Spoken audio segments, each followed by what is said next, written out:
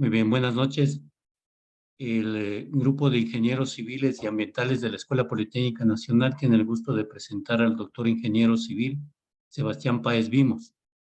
Sebastián nos va a presentar el tema de interacción suelo-vegetación y la influencia de esta interacción en los flujos del agua y flujos biogeoquímicos a diferentes escalas espaciales en el páramo del volcán Antisana. Sebastián Páez Vimos tiene un doctorado en ciencias en la Universidad Católica de Lovaina, que lo obtuvo entre los años 2017 y 2022. Su maestría en ingeniería y manejo de recursos hídricos lo obtuvo en la Universidad de Stuttgart, en Alemania, entre los años 2010 y 2012. Sebastián es ingeniero civil graduado en la PUCE en el Ecuador en el 2009. Ha sido profesor e investigador en el Departamento de Ingeniería Civil y Ambiental de la Escuela Politécnica Nacional entre el 2014 y el 2022. Entre el 2017 y 2022 ha hecho su investigación doctoral en la Universidad Católica de Lovaina en el proyecto de Linking Global Change with Soil and Water Conservation, financiado por Ares Bélgica. Su tesis doctoral,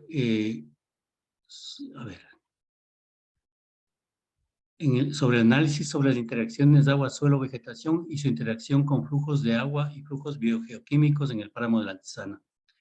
Entre el 2012 y el 2014 ha trabajado como hidrólogo en el INAMI, en el sistema de alerta temprana por inundaciones en Francisco de Orellana. Ha sido director de proyecto en la evaluación de potencial de aplicación de la precipitación satelital de la misión GPM al manejo de recursos hídricos en el Ecuador, proyecto de la Politécnica Nacional. También ha trabajado como colaborador hidrólogo, como especialista hidrólogo en el proyecto de análisis hidrosedimentológico y morfodinámico de la cuenca del río Coca y los impactos del proyecto Coca-Codo Sinclair en un proyecto EPN. Entiendo que es del 2009. Colaborador hidrólogo, proyecto La economía de los ecosistemas y la biodiversidad de la cuenca del río Coca. Sebastián, bienvenido. Por favor, inicia tu presentación. Buenas noches, muchas gracias. Ya voy a compartir.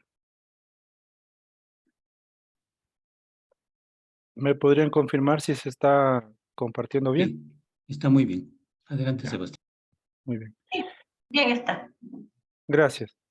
Entonces, como justo estaba en la presentación, yo soy Sebastián y voy a comentarles un poco de los resultados principales, digamos así, de mi proyecto de doctorado que terminé justamente a finales del año pasado.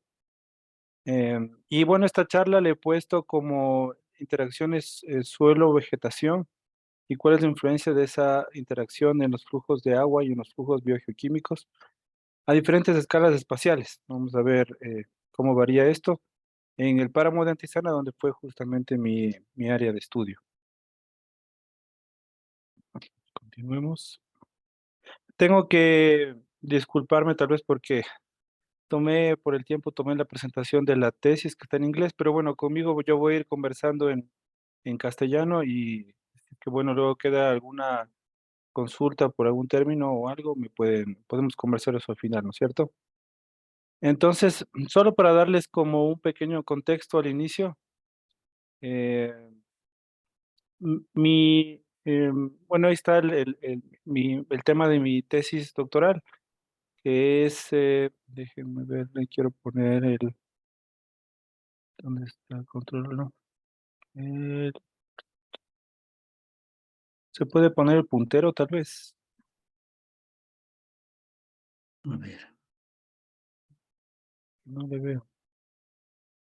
Déjame ver si te puedo dar poniendo yo, pero creo que tienes que hacerlo tú. ¿O lo ven ustedes de ahí al cursor? Sí le vemos a tu cursor. Bueno, capaz podemos continuar con eso. Entonces les decía que dentro de mi tesis doctoral fue parte de un proyecto más grande que se llamó Proyecto Páramos FUS, como indicaban, que hacía esta vinculación del cambio global con la conservación del agua y el suelo en los Altos Andes, ¿no? Entonces parte del proyecto Los socios, bueno, el proyecto fue financiado por Ares, que es el equivalente al Cenecit del sur de Bélgica, y tenía colaboración de algunas instituciones académicas como la Escuela Politécnica Nacional, la Universidad de Namur, la Universidad de Cuenca, la Universidad Católica de Lovaina, me olvidé de poner algo aquí, y también de actores no académicos, como en este caso la empresa Agua Potable de Quito, el Fondo del Agua de Quito, bueno, que trabajaban directamente conmigo, y teníamos también la colaboración en el sur del Ecuador con Etapa y Electroaustro. Y bueno, les he puesto aquí un pequeño resumen de mis supervisores en Bélgica, mi cosupervisor también de la Escuela Politécnica, Marcos Villasís, y el comité de la tesis. Como resultado, o lo que les voy a presentarles en este caso, se ha recogido ya sobre todo en dos publicaciones que hicimos el año, se publicó la una el año, en agosto del año anterior, y la segunda ya está aceptada y está también a publicarse, espero, este mes o el siguiente. Esas dos son las que voy a hablarles yo la mayoría, y también tenemos una publicación adicional que también es parte del proyecto. Entonces les he puesto por si alguien quiere luego revisar. Las publicaciones son de libre acceso. Entonces, para continuar dándoles una introducción del proyecto para Mosfus, estamos aquí justamente con los colaboradores del proyecto, y el objetivo de este proyecto fue generar evidencia basada en investigación que genere conocimiento sobre la conservación, restauración de los páramos, los suelos de páramo, ¿no es cierto?, para contribuir a un manejo sostenible de este ecosistema. También para analizar las interacciones entre el suelo, el agua y la vegetación. En mi caso, nosotros hicimos los análisis, todos los estudios en la cuenca, en una cuenca como estaba en el título, del páramo de la Antistana, que se llama Hatunhuayco, pero también teníamos, que es justamente esta cuenca que está aquí, no sé si se la puede apreciar, justo al lado de la Antistana que está acá está la laguna de la Mica. Pero también parte del proyecto estamos replicando justo este análisis en unas cuencas cerca de la ciudad de Cuenca, ¿sí? Y bueno, solo para comentarles que en este caso, que debido al tipo de suelos, ¿no es cierto?, debido a la edad que tienen los suelos y a la geología en la que difieren de manera considerable, digamos, entre el norte del Ecuador y el sur del Ecuador, debido a los temas de volcanismo, eh, es lo que se propuso hacer este contraste, ¿no? Yo en este momento les voy a contar solamente lo que se encontró, los resultados principales en esta cuenca pequeña acá, que es, como les decía, Hatunhuayco. Para darles igual un contexto de la problemática o por qué se estudió o se hizo este análisis, está el desbalance que existe, ¿no es cierto?, en la región andina, en los Andes tropicales, en términos de agua, ¿no es cierto?, entre la demanda, ¿no es cierto?, del agua, y en relación al agua que se provee. Entonces, en este caso, la demanda está justamente en las ciudades andinas, ¿no es cierto?, como Quito, como Cuenca, en el Ecuador, bueno, pero también en Colombia y en otros lugares más. Y esta agua, pues, se provee de los páramos, en la mayoría, por ejemplo, en la ciudad de Quito, y esa es su importancia de poder estudiar este ecosistema, ¿no es cierto? Se ha venido estudiando, bueno, sobre todo en el sur del Ecuador, entonces estamos haciendo un aporte también para los ecosistemas del norte del Ecuador. Entonces, solo recordando un poco cuál es el ecosistema del páramo, ¿no? Está aquí en esta figura de color verde, ¿no es cierto? Los páramos, que generalmente son este ecosistema alto andino, es que sobre los 3.200, 3.500 metros, que va desde el norte del Perú hasta Venezuela, ¿no es cierto?, inclusive considerándose partes de Costa Rica también, y que está caracterizado por ser un ecosistema generalmente húmedo, ¿no es cierto?, con bajas temperaturas y con una intensa radiación y grandes variaciones también de temperatura durante el día, ¿no es cierto? Este ecosistema también se caracteriza bastante por ser la torre de agua que provee, como hemos visto, en los servicios hidrológicos, en este caso agua fresca, para las ciudades andinas. Yendo un poquito más en el detalle en el Antisana, ¿no es cierto? El páramo entonces que estamos analizando provee cerca de agua para 650.000 personas, equivalentes más o menos a un 33% de la población de Quito. De ahí la importancia del análisis justamente o del estudio de este páramo en el Antisana. Eh, es importante obviamente por las funciones que tiene de almacenar, almacenar agua y regular el flujo. Aquí tenemos una imagen del Antisana. En general estos páramos, ¿no es cierto?, se caracteriza por tener suelos porosos que tienen una densidad aparente baja, es decir, son suelos eh, que tienen bastantes poros, ¿no? Bastantes vacíos y pueden almacenar mucha agua, puede llegar hasta ser el 80% de su volumen, por ejemplo, de lo que nosotros analizamos, por ejemplo, aquí. Y también tiene un alto contenido de materia orgánica. Adicionalmente, estos páramos o las propiedades que tienen estos suelos eh, vienen de la formación del suelo en sí, ¿no es cierto? Y viene de cómo esta formación del suelo se ve afectada en todos los años de su formación por condiciones locales, por ejemplo, como la temperatura y la humedad, etcétera. Ya vamos a ver un poco más a detalle. La vegetación en el páramo de la Antisana es endémica, pero también es diversa, ¿no es cierto? Se ha venido adaptando a estos climas extremos y a las condiciones en las cuales se ha desarrollado.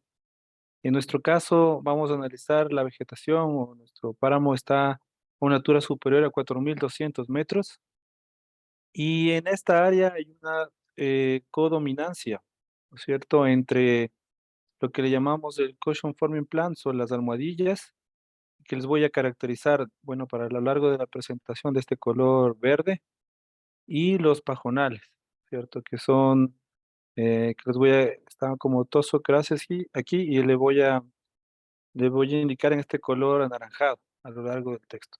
También en nuestra cuenca había una presencia considerable mezclada ahí también de otro tipo de arbustos como la chuquiragua, por ejemplo. Pero bueno, nosotros nos enfocamos más en el estudio de estas dos vegetaciones que son las más características, ¿no? La una en las pendientes un poco más planas, donde hay un poco más de humedad, y la otra más en las partes eh, con un poco más de pendiente. Entonces, previo a empezar este análisis, se hizo una investigación de cuáles son los vacíos que no se conocían dentro del ecosistema en relación con, con los servicios hidrológicos, ¿no es cierto?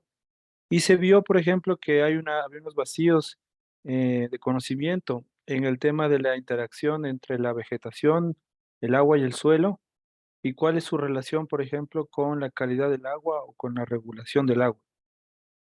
Asimismo, no se conocía en estos ecosistemas, por ejemplo, la importancia de los flujos de agua y de los procesos hidrológicos para controlar procesos como la meteorización del suelo, ¿cierto? Adicionalmente, no se conocía el rol de diferentes plantas, ¿no es cierto?, la diversidad de plantas que hay en el páramo, tanto en la hidrología del suelo como en la meteorización. Eso porque les decía que generalmente los páramos que se vienen estudiando al segundos años son los páramos del sur del Ecuador, que generalmente están a unas alturas menores y generalmente en su mayoría estos páramos están dominados por vegetación de pajonal.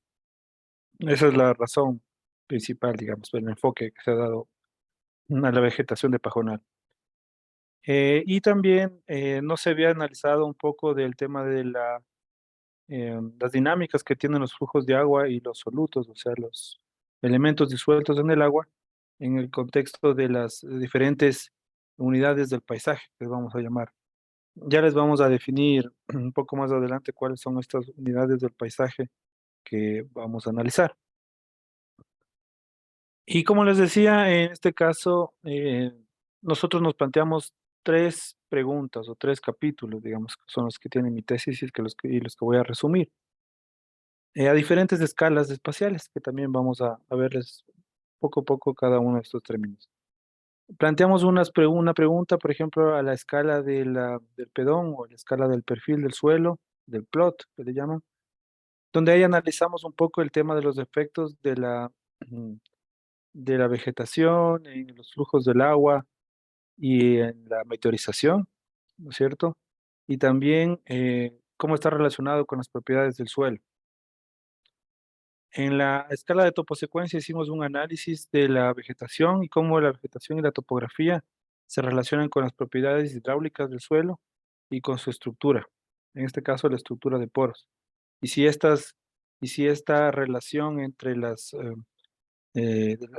propiedades hidráulicas y estructura de poros se podía haber relacionado con otras propiedades eh, físicas del suelo, adicionalmente a lo que se consideraba la vegetación y la topografía. Y adicionalmente, una escala un poco más grande que le llamamos ya del paisaje. eh, Nosotros, en este caso del paisaje, vamos a analizar algunos plots colocados a lo largo de laderas, ¿no es cierto? Para analizar cómo diferentes unidades del paisaje se conectan hidrológicamente y también cómo se conectan en términos de los elementos biogeoquímicos que son transferidos entre estos elementos. Ya vamos a verle igual un poco más a detalle. Entonces, para hacer un contexto de la presentación, les quería comentar un poco qué es esto de la formación del suelo, que tal vez esté un poco más claro para la gente ambiental. Pero para los si nos acompañan otras personas, tal vez un poco indicarles que esta formación del suelo es cómo el suelo se genera, ¿no es cierto? Desde, o en base a su material parental, ¿no es cierto? Que sería el material original, que podría ser, por ejemplo, roca o podría ser ceniza volcánica, como es en el caso de la Antizana o en el norte del Ecuador, ¿cierto? Entonces, este material parental, que es generalmente un material mineral, cómo ese material se transforma en el suelo mediante unos factores que son primordiales, ¿no es cierto? Que son el clima, ¿no es cierto? Los organismos que están dentro del ecosistema, la topografía y el tiempo. Esos son los elementos que transforman este material original en el suelo. Y si ustedes ven en este gráfico de aquí, más o menos se tiene eso, ¿no? Como los flujos de energía o materia, que puede ser, por ejemplo, el agua, carbón, ¿no es cierto? Estos flujos se almacenan y se estructuran dentro del suelo, por ejemplo, se van transformando en otros tipos de minerales o se va acumulando, por ejemplo, el carbón, van formando diferentes horizontes del suelo y al final también estos elementos que se van interactuando ahí van saliendo dentro eh, de forma disuelta, digamos, dentro del agua, ¿no es cierto? De manera que sea como sedimentos o ya sea como elementos disueltos, solutos, elementos químicos disueltos en el agua, ¿no es cierto? Ujú. Y también otros elementos podrían salir, por ejemplo, en forma de, de gas, etcétera. Entonces, así es más o menos cómo se va formando el suelo. Por eso esto le conocen como, al suelo se conoce como un biogeoreactor, ¿no es cierto? Que va transformando, va recibiendo muchas entradas de energía y de materia, las va almacenando y con el tiempo las va transformando y asimismo las va eliminando. El estudio que les voy a mostrar, entonces lo concentramos y analizamos las escalas espaciales. Hay que considerar que los procesos que se desarrollan entre el agua, la vegetación, el suelo y todo este reactor, ¿no es cierto?, que les había mostrado, se van transformando dependiendo de la escala. Entonces nosotros vamos a empezar con analizar una escala del pedón o de los horizontes del suelo, ¿no es cierto? Y para luego pasar a la escala de la toposecuencia, que la toposecuencia es nada más que una integración de estos pedones o perfiles de suelo a lo largo de una pendiente. Y luego vamos a analizarlo en varias toposecuencias a la escala del paisaje, para ver cómo varían estos flujos, cómo se puede analizarlos en las diferentes escalas espaciales. La primera escala espacial, la escala del pedón o la escala del perfil del suelo, eh, generalmente, como estaba indicado antes, se van identificando elementos como los horizontes de suelo, que se llaman, ¿no es cierto? Una vez que el suelo se va desarrollando, el suelo va formando diferentes horizontes que tienen propiedades únicas, ¿no es cierto? Entonces, por ejemplo, nosotros tenemos aquí, este es un perfil de suelo en el Antisana, ¿no es cierto? Donde tenemos algunos horizontes. Tenemos, por ejemplo, el horizonte A en la parte superior, que es el horizonte que tiene más elementos mm, de origen vegetal, por ejemplo, carbón ahí.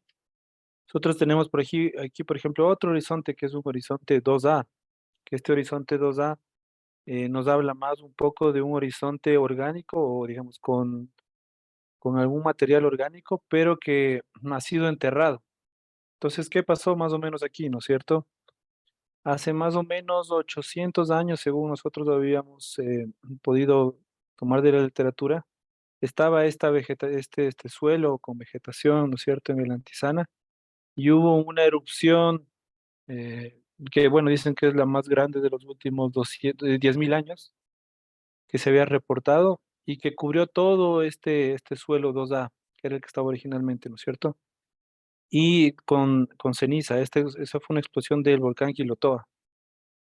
Una vez se cubrió todo esto de ceniza, entonces en base a esta ceniza, que sería el nuevo material parental fresco, eh, como les comentaba anteriormente, de este proceso de formación de suelo, se formó este horizonte A. Este horizonte A, más o menos, como ustedes pueden ver, tiene unos 30 centímetros de espesor, ¿no es cierto? Entonces ahí vemos un poco que en estos 800 años se formaron apenas estos 30 centímetros de suelo, ¿no es cierto? Entonces de ahí la importancia de saber utilizar estos recursos de manera adecuada para evitar destruirlos, ya que se demoran mucho tiempo en formar, ¿no es cierto? Y bueno, luego teníamos un horizonte 2BC, que es un horizonte un poco más mineral, tiene un color más claro, ¿no es cierto? Los horizontes de arriba, que tienen un color un poco más negro o café, tienen ya la imprenta o la impronta ahí de los materiales eh, orgánicos o de carbono que se está acumulando. Entonces, la escala del pedón o del perfil de suelo, nosotros tenemos sobre todo por ejemplo, en términos de flujos, una dominancia, por ejemplo, de flujos verticales en estas escalas. A la escala de la toposecuencia, que les decía que la toposecuencia no es nada más lo podemos considerar como una secuencia de estos perfiles de suelo a lo largo de una pendiente, ¿no es cierto? Como en este caso. Ese es el segundo análisis que vamos a analizarlo, ¿no es cierto? La toposecuencia. ¿Y por qué lo analizamos la toposecuencia? Porque el suelo, en cada una de estas diferentes posiciones a lo largo de la pendiente, tiene diferentes propiedades. Por ejemplo, nosotros vemos aquí algunos, ¿no es cierto? Por ejemplo, los espesores son mucho más altos en estos lugares planos, ¿no es cierto? Que en los lugares de pendiente, por ejemplo. El mismo caso con el tema de las potenciales de erosión. Los potenciales de erosión en los sitios planos son mínimos, pero en los sitios dependientes son muy altos, por ejemplo. Otro caso, por ejemplo, la materia orgánica en los horizontes. La materia orgánica en los horizontes es alta también en los sitios planos y baja en los sitios con un poco más de pendiente, ¿no es cierto? Entonces hay algunas propiedades que cambian, no solamente en estas, pero también de las partes se podría considerar de la parte química del suelo que va variando en función de la topografía. Entonces, para tener una idea clara cómo esto interactúa con la vegetación y el suelo, nosotros tomamos unos perfiles de suelo en estas posiciones que son la cresta, ¿no es cierto? Y en este caso le vamos a llamar la pendiente, donde vamos a comparar estas dos y cómo estas interactúan también como elementos del paisaje con la vegetación y las propiedades del suelo. Otro elemento que también quisiera introducir antes de mostrar los resultados es el balance hídrico en el suelo. Entonces, la hidrología del suelo lo que hace es facilitar, como les decía, la, la meteorización química y el transporte de elementos disueltos. Como vemos aquí, esta es una representación del balance un perfil de suelo, ¿no es cierto? Y básicamente los flujos, la mayoría son flujos verticales y tenemos la evapotranspiración, por ejemplo, la infiltración, el drenaje profundo y tenemos, se podría decir, la recarga de, por ejemplo, para acuíferos. Y tenemos aquí también cómo varía la humedad en el suelo, ¿no es cierto? Como función del tiempo. Esta es la ecuación fundamental, digamos, de la hidrología, ¿no? Y aquí tenemos una escorrentía en el caso de que haya. Esta hidrología del suelo que vamos a analizar, entonces, también depende de la atmósfera, ¿no es cierto? Dependerá de la precipitación, de la cantidad de energía que ingrese, de la temperatura, pero también dependerá de las propiedades hidráulicas del suelo, que en este caso son las propiedades en las que el agua almacena el suelo almacena el agua, son las propiedades de la retención del agua, pero también cómo se transmite el agua a través del suelo, y esa propiedad es la conductividad hidráulica. Entonces, estas dos propiedades las vamos a analizar también. Y a escala del paisaje vamos a analizar también o sea, el balance hídrico dependerá ya de un poco de más cosas, ¿no es cierto? Dependerá de la topografía, dependerá de los espesores de los horizontes de suelo, de las propiedades del suelo, etcétera, ¿cierto? Y cómo estas están distribuidas en el espacio. Entonces, con esa introducción, les muestro un poco el esquema de cómo se planteó entonces la tesis. El primer capítulo se hace el análisis a nivel de este pedón, ¿no es cierto? De cuál es la influencia del tipo de la vegetación en los flujos de agua y en la meteorización química, en los flujos de solutos. Luego pasamos a hacer a escala espacial un poco más grande, que es la toposecuencia, ¿no es cierto? Donde analizamos diferentes perfiles de suelo en la toposecuencia y analizamos cómo estos se relacionan cómo la vegetación se relaciona con las propiedades hidráulicas y la estructura del suelo en estas pendientes. Y finalmente vamos a tratar de integrar estas pendientes, ¿no es cierto? Para las diferentes vegetaciones en su relación con la corriente o la salida de la cuenca que vamos a analizar. Y vamos a analizar ahí cómo se relaciona la conectividad hidrológica de estos elementos, de estas pendientes, de estos horizontes de suelo, y con la salida de la cuenca, con la corriente de salida de la cuenca, ¿no es cierto? Y cómo esta conductividad hidrológica también altera el tema de la calidad del agua, ¿no es cierto? ¿Cómo es esa relación temporal? Entonces, les demuestro un poco del sitio de estudio. El sitio de estudio, como les decía, es la cuenca del río Jatunhuayco. Es una pequeña subcuenca de 0.7 kilómetros cuadrados. Nosotros tenemos de la Antizana aquí, la Mica en esta parte de acá, entonces tenemos la cuenca de Jatunhuayco, que les decía que bueno, ¿por qué escogimos esta cuenca? Es por el interés que tiene la empresa de agua potable, porque esta es una de Río Jatunhuayco, se une luego acá con el agua proveniente de la Mica les decía, para proveer el agua para el sur de Quito. Entonces es importante conocer cómo se comportan estos flujos o el agua, los procesos hidrológicos en realidad en esta cuenca, ya que esta cuenca fue afectada por cientos de años por actividades antrópicas. Entonces había, sobre todo ganadería, había unos 20, si no entiendo mal, son unos 20.000 animales, unos 15.000 ovejas y unos 5.000 cabezas de ganado en toda esta zona, ¿no es cierto? Entonces eso causó una fuerte eh, respuesta de la hidrológica en la cuenca, ¿no es cierto? Entonces ese es uno de los intereses que tenía. Y el otro interés es que esta cuenca, por ejemplo, pequeña, eh, se veía que tenía un coeficiente de escorrentía muy bajo. O sea, la proporción de agua que salía en función de la que llovía era apenas del 9%. Entonces era de interés de la empresa de agua potable también en ponerse a investigar esto, por qué se debe, ¿no es cierto? Y entonces, bueno, un poco de datos de la cuenca: la precipitación media anual 797 milímetros, la temperatura media anual 4.2 grados. Esta cuenca, como ustedes ven, los colores, la mayoría está dominada, por ejemplo, por las almohadillas y sí tiene unos pocos colores cafés que son los pajonales, sobre todo en esta zona de aquí. Esta cuenca está dividida en unas pendientes, ¿no es cierto? En este caso, a este lado, unas pendientes menores y unas pendientes mayores acá. Y estas pendientes se conectan acá abajo en esta zona que está delineada con color eh, azul entrecortado. Aquí hay un humedal. Entonces estas pendientes están conectadas a este humedal y este humedal está a su vez cercano o conectado a una salida ya de agua y a toda esta cuenca, ¿no es cierto? Al final se drena a un vertedero que está aquí, que es el que vamos a utilizar para el análisis, este HQ22. Básicamente aquí lo que nosotros vemos, como les decía, es la dominancia de o la codominancia de esta vegetación de almohadilla con la de pajonal. La almohadilla le vamos a poner con este color verde. En este caso, por ejemplo, aquí vemos 4 perfiles de suelo que hemos excavado más o menos de 1 metro de profundidad en esta pendiente de las almohadillas. Y lo mismo tenemos acá, estos 4 perfiles de suelo en la pendiente de los pajonales.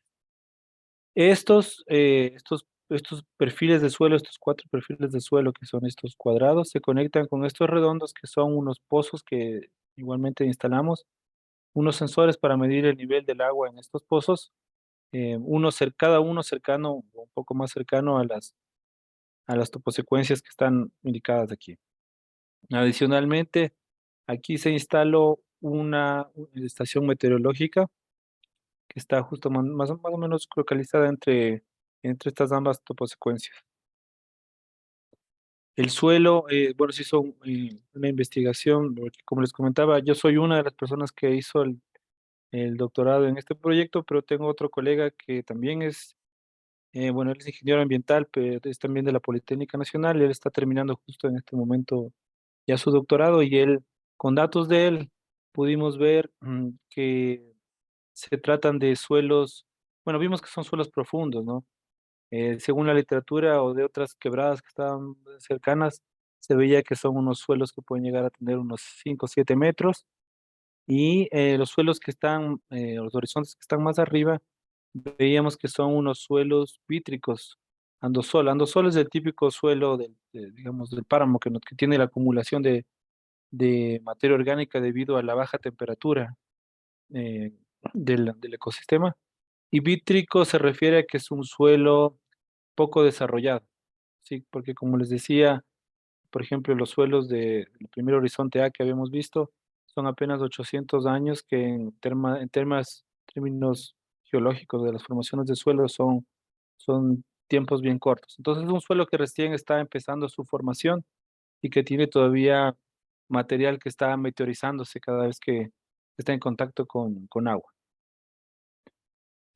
Entonces esa es la composición del sitio de estudio.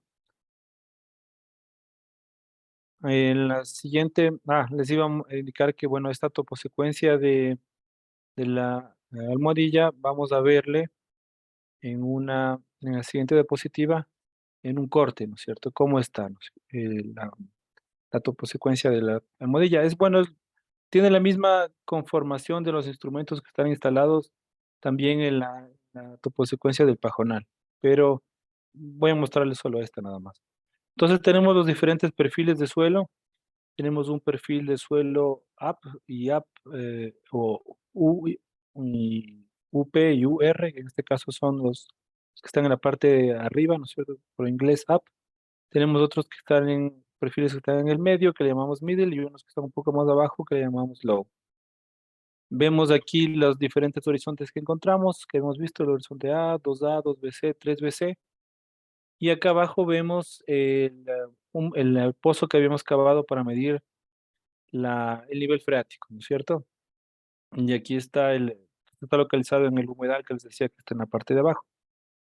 En este caso, nos indica aquí cuáles son los instrumentos que están instalados. Entonces, tenemos instalados aquí, por ejemplo, este color azul, son unos muestradores de agua de suelo para poder nosotros medir la calidad del agua. Tenemos estas soil moisture, son estos sensores de humedad del suelo en cada uno de los horizontes. Y tenemos también aquí un plato que lo colocamos que nos permitía extraer también el agua del suelo que salía a gravedad. Entonces eso instalamos en cada uno de los perfiles, sería el perfil típico. Adicionalmente instalamos, adicional a la estación meteorológica, también instalamos unos sensores para medir la lluvia, la temperatura del aire y la humedad relativa en cada uno de los horizontes up que teníamos de las dos toposecuencias. Acá en el humedal, que es el wetland, el WE, hicimos un pozo y aquí lo que pusimos es un aparato para medir el nivel freático. Medíamos el nivel freático, de aquí también tomábamos de esta agua, tomábamos las muestras para la calidad del agua y también tomamos muestras de la calidad del agua al vertedero de la salida. Eh, Aquí está un poco lo que les decía, tal vez de los diferentes unidades del paisaje. Entonces aquí tenemos comunidades de paisaje, los suelos y tenemos el humedal, ¿no es cierto? Cómo estos se van a ir conectando es lo que vamos también a analizar luego y cómo al final el humedal se conecta con el vertedero a la salida. Adicionalmente, para el monitoreo, bueno, hicimos algunos análisis de la hidrofísica de suelos, las propiedades químicas, la retención del agua, la conductividad hidráulica, la densidad aparente, el carbono orgánico, el pH. eh, Medimos las características del suelo en estos perfiles. Se ven los agujeros, que es donde tomamos las muestras. Hicimos el análisis hidrometeorológico de 4 años, de 2018 al 2022, con las estaciones que les había mencionado anteriormente. Y también hicimos los análisis biogeoquímicos en un año, más o menos, tomando muestras de agua de la lluvia, del suelo, del humedal, de la salida de la cuenca, del vertedero, en 24 campañas quincenales, donde analizamos la conductividad, el pH, la alcalinidad, los cationes, aniones, el carbono orgánico disuelto y la sílica disuelta. Esto es más o menos para que vean un poco de los datos hidrometeorológicos que han sido completados estos 4 años, que en general están bien, no tienen unos pocos vacíos, pero en general están completos todos los datos de...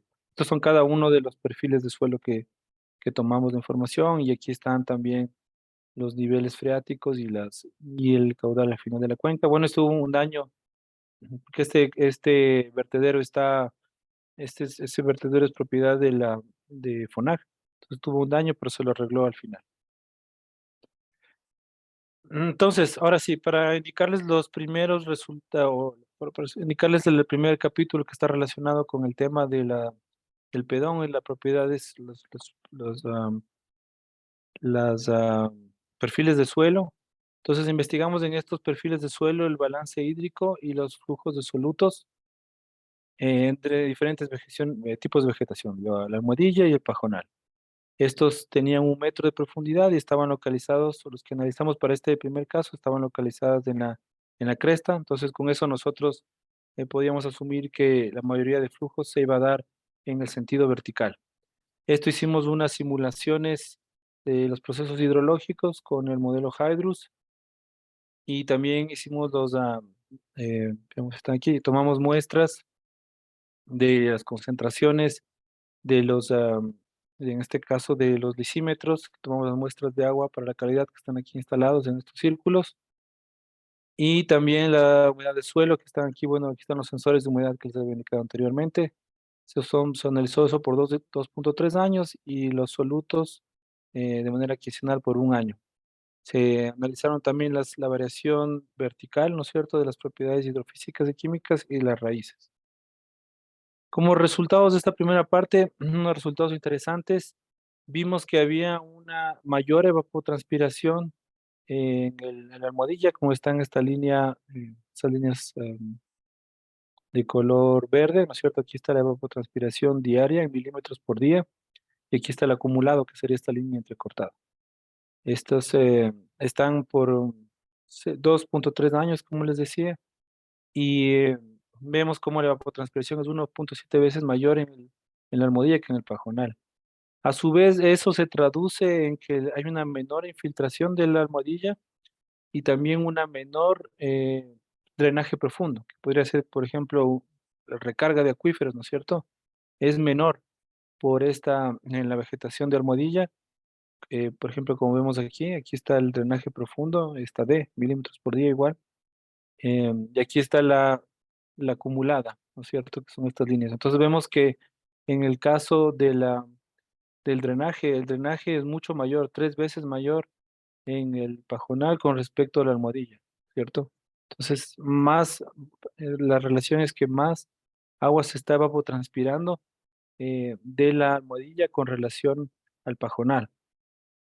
Y nosotros pudimos atribuir esas diferencias, ¿no es cierto?, en el balance del suelo a la distribución de las propiedades hidráulicas y su relación con las raíces, o con los sistemas de raíces, ¿no es cierto? ¿Esto por qué? Porque las propiedades hidráulicas del suelo, bueno, ya vamos a verlo en el siguiente capítulo, pero las propiedades hidráulicas del suelo en la almohadilla son diferentes a las de pajonal en términos de que facilitan tanto la infiltración como la evapotranspiración, por la forma en que la vegetación la vegetación de almohadilla a través de sus raíces hace que se generen unos poros más grandes y eso facilita tanto la entrada del agua, pero también la evapotranspiración. Otros resultados de la parte química al nivel del pedón, vemos que hay una concentración y flujos mucho más altos de carbono orgánico disuelto en la almohadilla en comparación con el pajonal, tanto digamos, en el DOC, en el carbono, como los elementos asociados como el aluminio y el hierro, que estos elementos están movilizándose en el primer horizonte, en el horizonte A, en la vegetación de almohadilla. En este primer horizonte también en los términos de calcio, magnesio, también es lo contrario, ¿no es cierto? Entonces la vegetación de pajonal genera un poco más de flujos de calcio y de magnesio que la almohadilla. Sobre todo, estos cambios se concentran en el horizonte A, en el horizonte 2A, que es el horizonte negro que vemos más abajo, ya los cambios no son muy importantes y asimismo, por ejemplo, la sílica disuelta y el sodio, por ejemplo, no se afectan, no son elementos que se ven afectados por la vegetación. Entonces, en conclusión, había hecho un gráfico aquí para que se explique un poco. Entonces, aquí tenemos en la parte superior el balance hídrico y acá en la parte inferior tenemos los flujos de elementos, los flujos de solutos, elementos disueltos. Y vemos, por ejemplo, que en términos del primer horizonte, vemos aquí también están dibujados un poco las formas de las raíces, ¿no? Entonces, en la almohadilla, por ejemplo, las raíces son un poco más gruesas, bastante más gruesas que en el pajonal. Y esto produce, que les decía, ¿no es cierto?, una mayor evapotranspiración comparado con el pajonal. Y a su vez de eso se transforma, por ejemplo, en cada uno de estos horizontes calculamos los flujos. Vemos que los flujos son mucho menores en la almohadilla, mientras que en el pajonal los flujos son más o menos sostenidos a lo largo del perfil del suelo.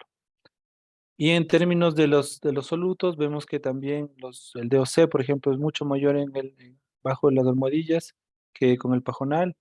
La sílica es más o menos igual y se mantiene constante en la profundidad, y el calcio es un poco mayor en el pajonal con respecto a la almohadilla. Y esto, bueno, se controla, o la cantidad de elementos eh, eh, que son lavados, digamos, por el suelo cuando hay flujos de agua, claro, son mucho mayores bajo el pajonal que la almohadilla, porque en la almohadilla los flujos son menores. Y eso se traduce en esta variable de acá, que es el total de cationes que están siendo meteorizados. Entonces, la meteorización es mucho mayor en el caso del pajonal debido a los flujos, que son mayores, comparados a la meteorización de la almohadilla, donde los flujos son menores. Esa fue la primera conclusión que hicimos de la primera parte. La segunda parte, que fue el análisis de la toposecuencia, entonces aquí analizamos cómo la vegetación se asocia cómo la vegetación está asociada con la topografía, con las estructuras de poro del suelo y las propiedades hidráulicas.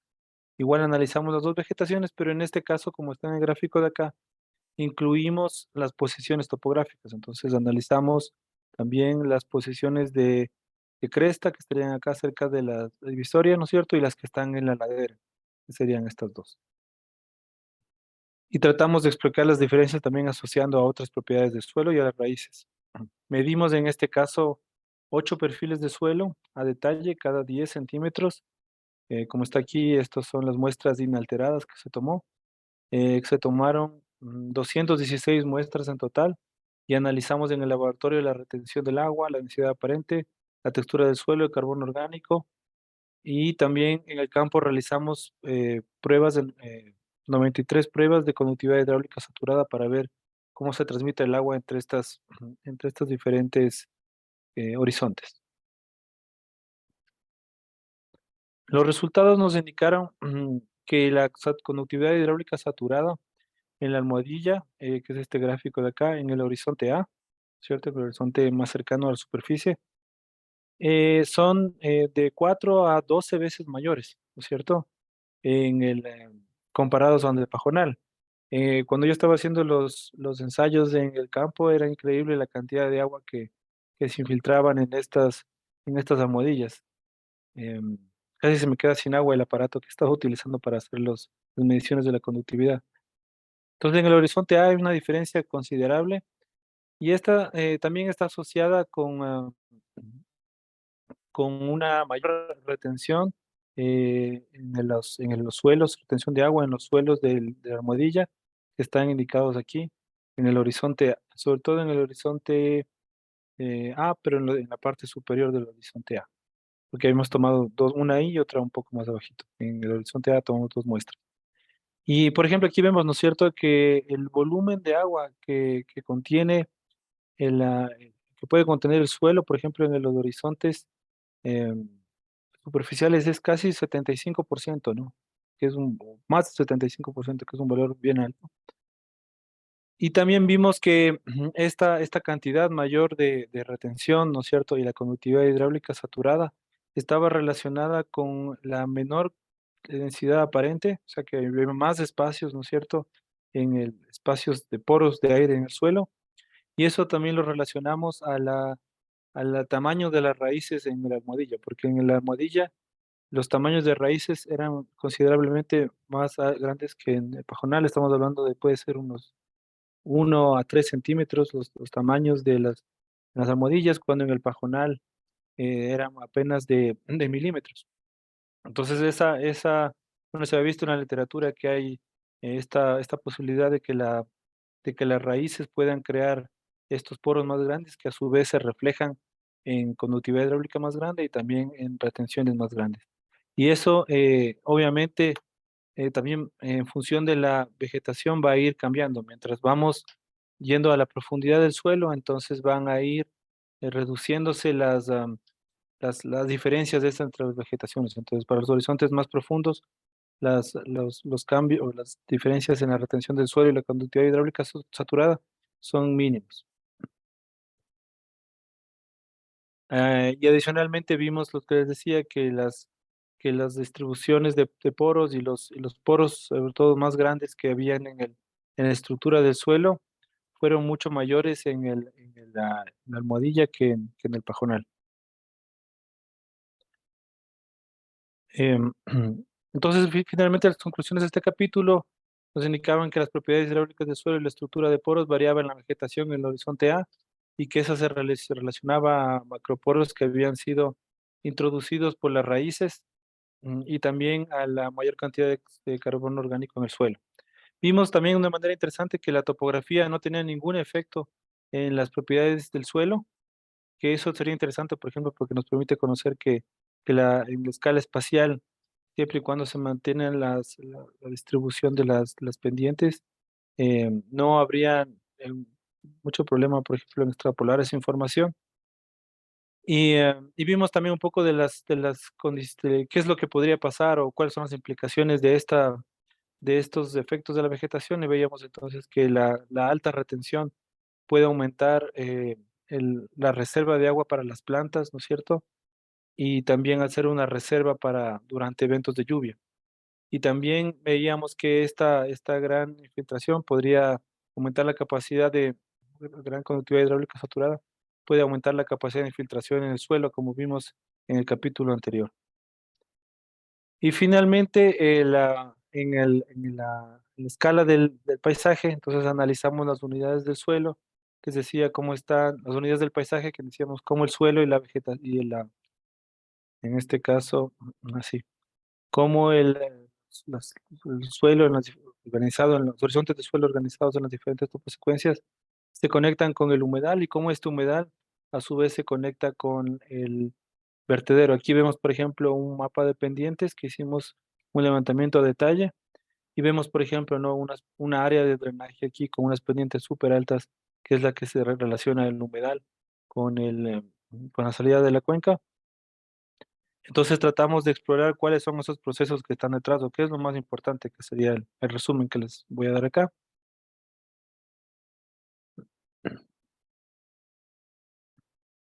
Veamos. Sí. Entonces, mediciones que tomamos, la hidrometría que les había indicado ya, la lluvia, la humedad del suelo, el nivel freático en el humedal y los caudales a la salida de la cuenca y el análisis biogeoquímicos cada quincenales, ¿no es cierto? Los 8 perfiles en el humedal y en la salida de la cuenca. Analizamos pH, alcalinidad, conductividad, cationes, aniones, DOC y sílica disuelta. Los resultados nos indicaron que durante los eventos de lluvia, ¿cierto? Son estas líneas rojas que están aquí. Aquí estamos mirando lo que es el flujo del agua en esta línea azul y aquí arriba está la lluvia, ¿cierto? Ploteada para los años de estudio. Nos vimos que hay una respuesta, entonces, generalmente de la lluvia a la escorrentía. También analizamos qué es lo que pasa en el medio, qué pasa en la humedad del suelo, ¿no es cierto? Entonces, asimismo, en estos eventos de lluvia, nosotros vimos que la humedad del suelo llega casi a su máximo de potencial de almacenamiento, que es esta línea de acá, que viene a ser la capacidad de campo. Y también vimos que estos eventos de lluvia se corresponden también con los niveles freáticos más altos que están aquí ubicados. Vimos que también las diferencias de las humedades, como habíamos visto en la primera parte, inclusive también no solo en la cresta, sino también en las diferentes partes de la pendiente, miren, la humedad del suelo en la almohadilla contrastada con la humedad del suelo en el pajonal. Vemos que la humedad del suelo en el horizonte A, que es de este color gris, ¿no es cierto? Es bien dinámica en la almohadilla, y no solo en el horizonte gris superior en el A, sino también en el siguiente, que es en el 2A, mientras que en la almohadilla, en el pajonal, se ve que es más regular, ¿no es cierto? Hay menos, menos reducciones de, de la humedad del suelo a lo largo de los análisis que hacemos. Vimos también que los horizontes el horizonte 2BC, más o menos unos 80 centímetros para abajo, pasan casi saturadas todo el tiempo estas capas de suelo. Entonces, la mayoría de intercambio con la atmósfera se hace como, lógicamente, con la parte superficial del suelo. Los siguientes resultados son los resultados de la parte química, donde nosotros vimos, por ejemplo, igual el DOC, como en las capas, tanto de la cresta como de las capas de las partes medias y bajas son mayores en la almohadilla. Y vimos también que en las capas en el humedal y en la salida de la cuenca, vimos que hay una asociación entre el carbono orgánico disuelto y la sílica disuelta con los periodos de lluvia. Entonces se ve claramente, estos periodos de lluvia son estos azules, como va aumentando, por ejemplo, el DOC, y en el caso de la sílica se ve en cambio cómo van disminuyendo. Ya vamos a analizar eso un poco más de detalle viendo este gráfico de aquí, donde vemos que hay una relación, la relación entre el DOC y los caudales es una relación positiva, ¿no es cierto? A medida que aumentan los caudales, aumenta el carbono disuelto en el agua en el vertedero, y cómo el agua en el vertedero, ¿no es cierto?, se va disminuyendo la concentración de la sílica a medida que aumenta el caudal. O sea, es un comportamiento diferente, opuesto, diríamos, ¿no es cierto? También vimos o pudimos ver cómo la escorrentía que está aquí, ¿no es cierto?, cómo se relaciona a los eventos cuando exceden la humedad del suelo, ¿no es cierto? Aquí tenemos este valor de aquí nos indica la humedad del suelo más la lluvia. Entonces vemos que hay un umbral, ¿no es cierto?, a partir del cual la escorrentía se dispara, como vemos en este punto de acá, a partir de este umbral de aquí. Y este umbral de aquí es el punto de, de capacidad del suelo, donde ya no puede sostener más agua. Entonces, hemos comprobado también eso de ahí. Y como conclusión, entonces, de este capítulo, vemos que aquí tenemos las dos toposecuencias, el humedal que está en esta zona de aquí, bueno, la toposecuencia de Pajonal, la toposecuencia de Almohadilla. Esta es un poco más pendiente que esta de acá. Vemos acá los humedales, ¿no es cierto? Vemos acá en este cuadro a la izquierda están los periodos húmedos y a la derecha están los periodos secos. Aquí vemos también una línea donde está el nivel freático, como en el periodo húmedo los niveles freáticos son más altos y en el periodo seco, por ejemplo, los niveles freáticos son más bajos. Vemos también que las infiltraciones son mayores en los periodos húmedos que en los periodos secos, ¿no es cierto? Y que los suelos están pobremente conectados al humedal, sobre todo en el periodo seco. También vemos aquí que eh, en la relación entre el humedal la corriente o la salida de la cuenca, vemos que en los periodos húmedos hay una gran conexión entre el humedal y la salida de la cuenca, sobre todo de la- del pozo que teníamos nosotros cerca a la toposecuencia de Pajonal, pero también se mantiene, digamos, un poco menor en épocas secas. Eso es lo que está indicado ahí. Entonces, en general, todo el tiempo, el, el, la, la, la humedal pasa conectado con la salida de la cuenca todo el tiempo, pero más en la época húmeda con más fuerza.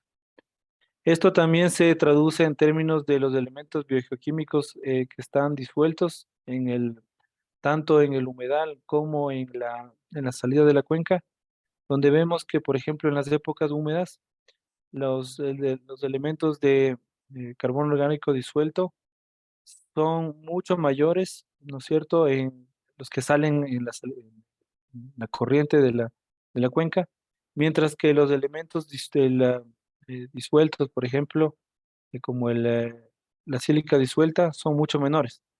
¿Esto qué nos da a entender? Que estos elementos de carbono orgánico disuelto que se ha medido aquí está relacionado con una fuente superficial, ¿no es cierto? Un elemento que contenga materia orgánica. Entonces, en este caso es la relación que tiene, por ejemplo, con el humedal, mientras que la sílica disuelta, que es un elemento que viene de la meteorización de la roca, ¿no es cierto? Que toma más tiempo en procesar, este generalmente está relacionado a aguas subterráneas. Entonces aquí vimos o se ve claramente que hay una clara influencia o en este caso una poca influencia de agua subterránea, pero que se contrasta en la época seca, ¿no es cierto? Donde hay una gran cantidad o una gran concentración de sílica disuelta que nos da una idea de que hay una presencia de agua subterránea en gran proporción durante la época donde los eventos secos, ¿no es cierto? Mientras que los eventos de origen orgánico como el DOC, este elemento se reduce al mínimo durante los periodos secos, es decir, que se traduce en una desconexión entre los humedales y la salida de la cuenca. Entonces, de ahí ese comportamiento de la conexión de la cuenca en función de los periodos secos o húmedos con los humedales sobre todo. Y entonces, en general, para hacer un resumen de lo que había presentado, a la escala del pedón, nosotros veíamos que existe una una diferencia en el balance hídrico y en las concentraciones y flujos de solutos disueltos en cómo influye sobre la vegetación.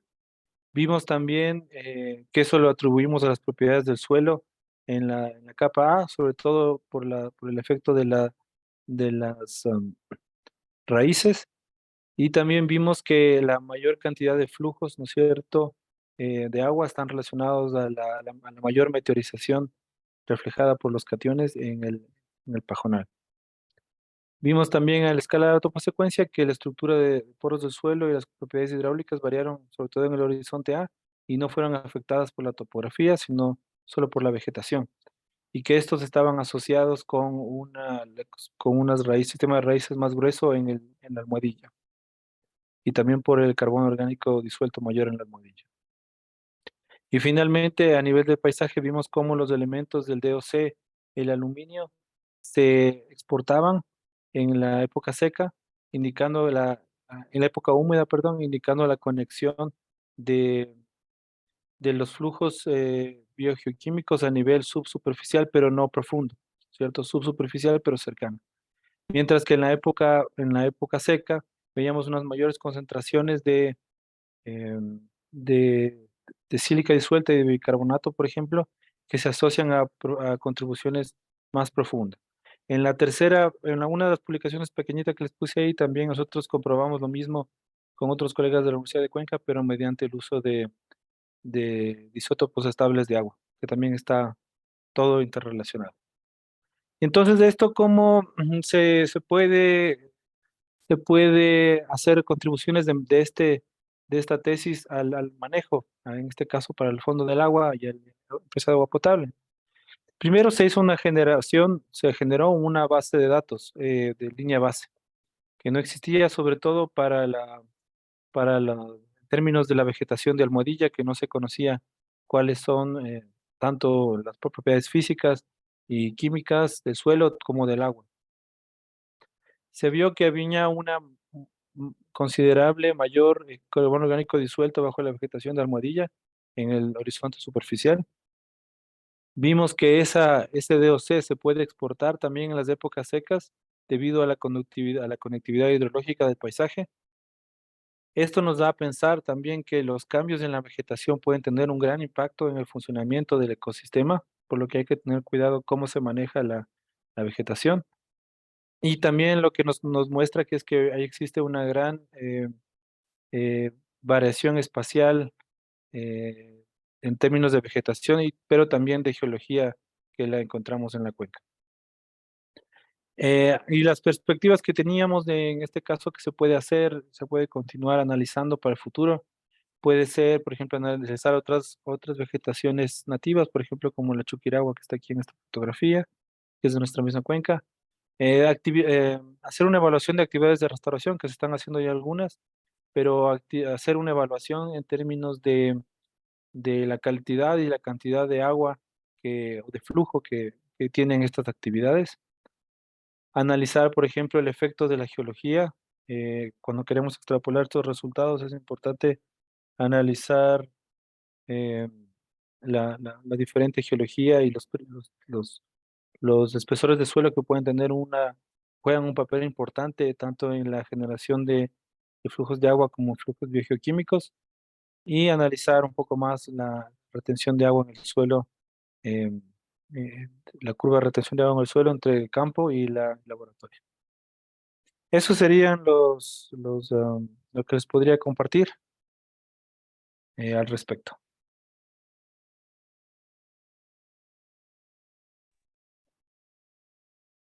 No sé si...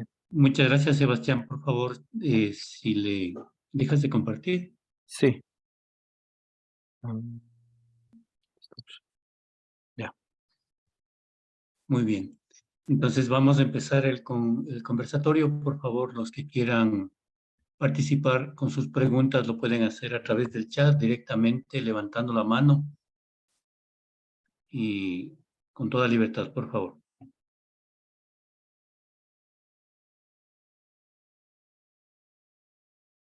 Muy bien, Williams, contigo empezamos.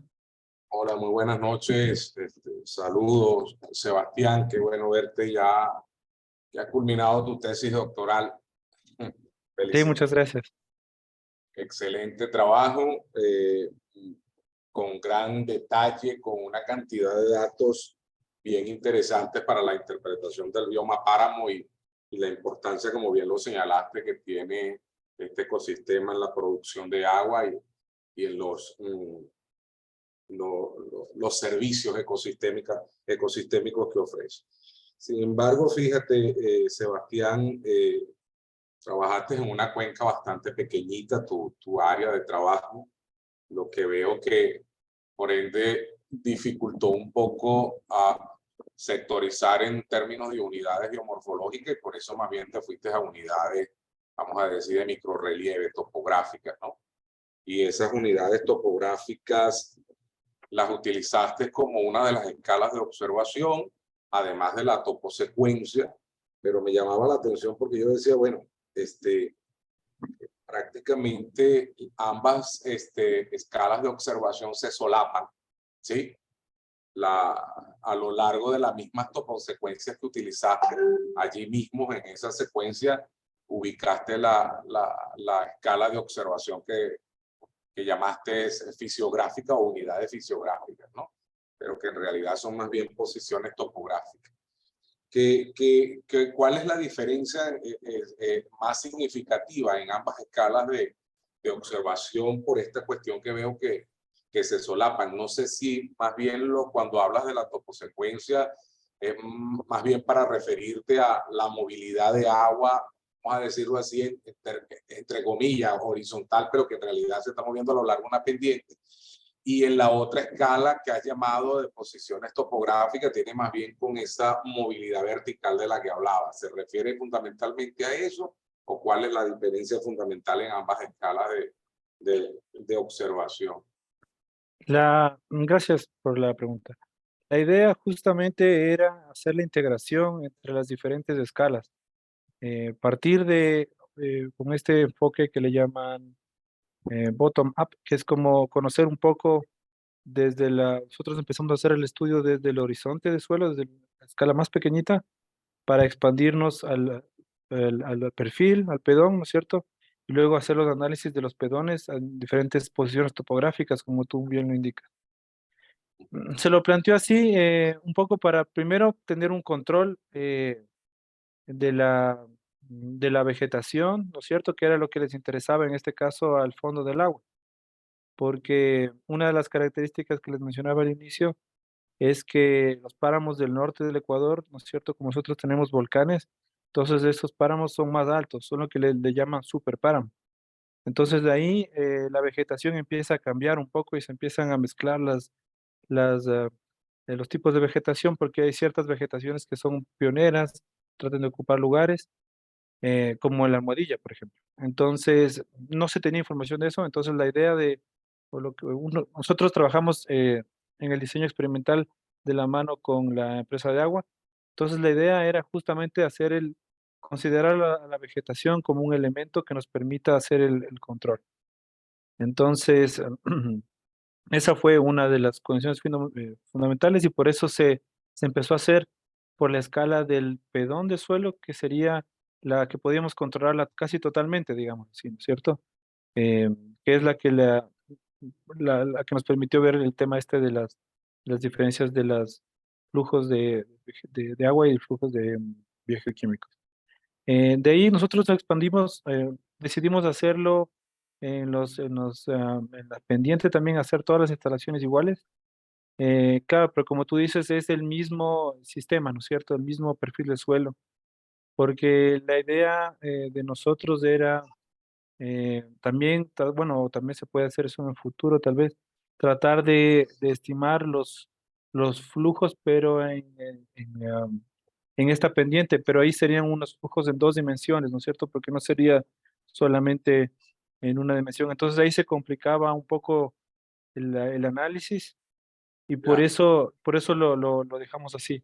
Pero tratamos de incorporar esos análisis de flujos, los flujos laterales, digamos así, cuando lo integramos en el paisaje, porque ahí sí pudimos ver todos los instrumentos juntos, todos las humedades de suelo que les decía que cuando están en los eventos de precipitación se llegan a su máxima capacidad, y también los humedales, vimos cómo estos se conectan y obviamente se están conectando, digamos, lateralmente, ¿no es cierto? Entonces, de esa forma hicimos. Claro, es un poco difícil hacer, como decía, los análisis en dos dimensiones, por la instrumentación que hay que poner, y nosotros no lo logramos hacer en el alcance que hubiéramos querido también ahí en dos dimensiones en el flujo, pero puede ser algo pendiente que se podría analizar a ver si es factible. No estoy tan seguro porque por el páramo, eh, nuestra impresión más que todo, pensamos que los flujos bueno, en el páramo no hay flujos superficiales para empezar, ¿no? Exacto. Entonces, todos son flujos subsuperficiales. Pero nosotros vimos que la mayoría o sea, los horizontes que están más o menos a 80 centímetros del suelo o para arriba, son los que pasan más del tiempo, digamos, conectados, saturados, y donde la conductividad hidráulica, no les mostré ahí porque ya no alcanzaba el tiempo, pero la conductividad hidráulica ahí es súper baja. Entonces ahí se vuelve como una barrera para el flujo, y a partir de ahí para encima habría que ver si se puede tratar de alguna manera de medir esos flujos que salen, ¿no es cierto? Pero sí son unos horizontes grandes, o sea, a veces ya en la parte baja son como 40, 50 centímetros. Entonces tratar de ver cómo todo ese horizonte se mide lo que sale, sí sería tal vez algo interesante, pero sería un reto para ver cómo se lo puede medir. Gracias. Bueno, si me permiten otra curiosidad, porque me gustó mucho tu trabajo. Fíjate, me llamó la atención que tratándose que trabajaste con suelos, Sí, no vi que hicieras tanto énfasis en la parte de las texturas, del análisis textural del suelo. No sé si eso obedece a que, bueno, yo vi las fotos de los perfiles que mostraste y se ven suelos con estructuras masivas, muy compactos, pero que van, fundamentalmente lo que hay es una variación en profundidad de los colores por el contenido de materia orgánica, en suelos minerales, este tipo de cosas. así es. Pero y no sé si la textura en este caso sería, vamos a decirlo así, más o menos uniforme, porque estás hablando de una cuenca muy pequeña que está desarrollada sobre cenizas volcánicas. Pero como bien lo sabemos, la textura del suelo influye también en la conductividad hidráulica. Y entonces, y en lo que hablaste tú allí de los poros y estas cosas, pero no sé, no hay ninguna, no exploraron si a nivel de profundidad existe alguna variabilidad, una variación en la textura del material, o es más o menos todo eso es homogéneo. Sí, hicimos los análisis de textura de suelo completos. Hicimos unos bueno, en Bélgica lo hicimos en general, por el tipo de suelo, ¿no? Que no se pueden hacer unos análisis, digamos, convencionales. Hay que hacer algunos análisis un poco más específicos. Sí lo hicimos. No está incluido en la presentación porque para lo que estoy explicando yo no es muy relevante, porque vimos que la textura del suelo no cambiaba. Era prácticamente igual dependiendo de los en cada uno de los horizontes. O sea, no se diferenciaba ni por la topografía ni por la vegetación. Y eso fue uno de los puntos interesantes porque, claro, como tú bien mencionas, la conductividad hidráulica, inclusive la retención de agua en el suelo, se asocia generalmente a la textura. Pero en nuestro caso vimos que no es la textura la que juega el papel fundamental ahí, sino que veíamos que son las raíces y la acción de las raíces la que cambia las propiedades hidráulicas del suelo. Así es. Entonces no está incluido ahí, pero si tú revisas la publicación, el anexo del suplementario de la publicación, ahí está las texturas y está indicado, ahí se ve claramente que son prácticamente iguales. Entonces no hay mucha influencia para el enfoque que estamos dando nosotros. También, como tú le mencionas, son suelos jóvenes, los que estamos trabajando nosotros, son poco desarrollados, entonces las texturas se mantienen como una forma de heredar esas propiedades que se hizo son como una herencia que sacaron de la ceniza volcánica.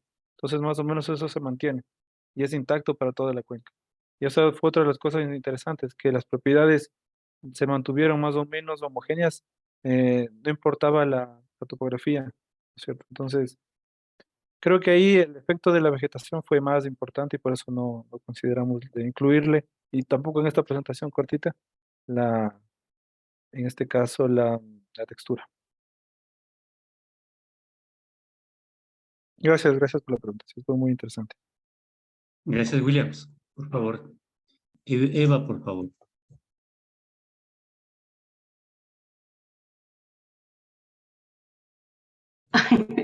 Buenas noches con todos. Es un trabajo muy excelente porque realmente demuestra la importancia que tienen los páramos en el asunto del agua del país. Nosotros tenemos el páramo del Chimborazo. Cuando yo estuve en la universidad se hizo un trabajo, pero más se orientó al uso de suelo. Pero con lo que Sebastián ha hecho, o sea, se corrobora la importancia que tienen, por ejemplo, la existencia de las almohadillas. Y los planes de los famosos modelos de desarrollo que se implementan o se vienen implementando, en la actualidad se ve que están ingresando ganado vacuno y en consecuencia van quitando las almohadillas. Y eso es muy grave, al menos en el sector nuestro, porque estamos en la cuenca alta del Guayas.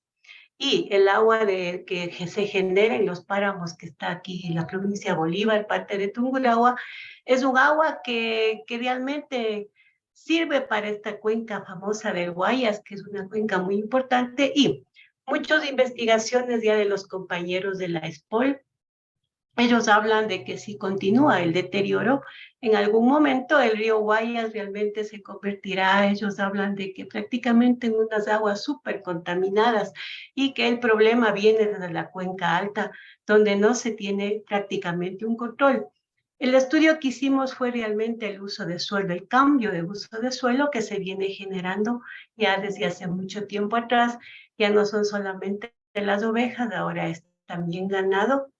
Y no solo eso, ahí va creciendo las poblaciones de las comunidades indígenas, los asentamientos poblacionales, y en los estudios que se hizo ya se ve la presencia de muchos, especialmente el Escherichia coli se llama, tal vez no le pronuncie bien, ya la contaminación de algunas bacterias en el agua que se brinda, por ejemplo, para Guaranda y en consecuencia para muchos sectores que viven del agua del Chimborazo.